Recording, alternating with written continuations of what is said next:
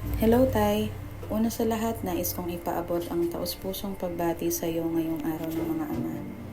Isang araw ito na itinalaga upang bigyang pugay ang kagitingan, sakripisyo at pagmamahal ng mga haligi ng tahanan kagaya mo. Salamat sa lahat ng iyong ginawa at patuloy na ginagawa para sa ating pamilya.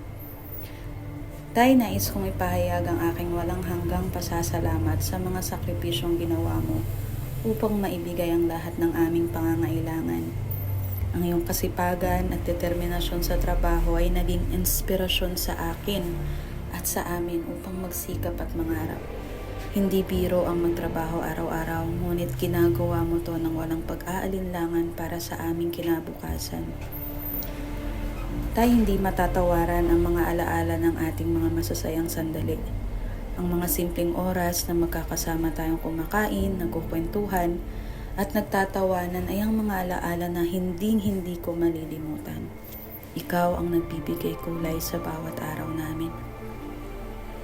Tay, nais kong ipahayag ang aking paghanga sa iyong katatagan at tibay ng loob.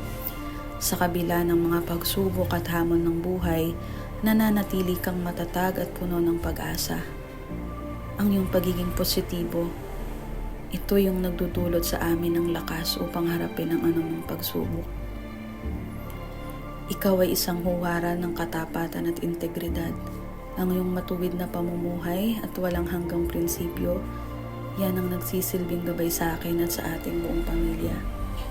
Pinasasalamatan kita, Tay, sa lahat ng pagkakataong ikaw ay nariyan para sa amin.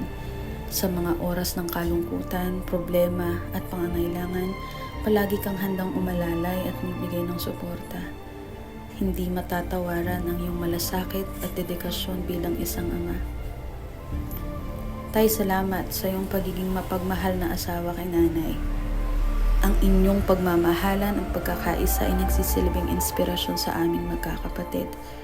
Ang inyong halimbawa ng matibay na pagsasama ay nagsisilbing gabay sa amin sa aming mga sariling buhay.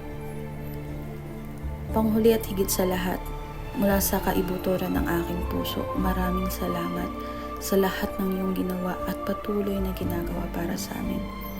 Ang araw na ito ay hindi sapat upang ipahayag ang lahat ng aming pasasalamat at pagmamahal sa iyo.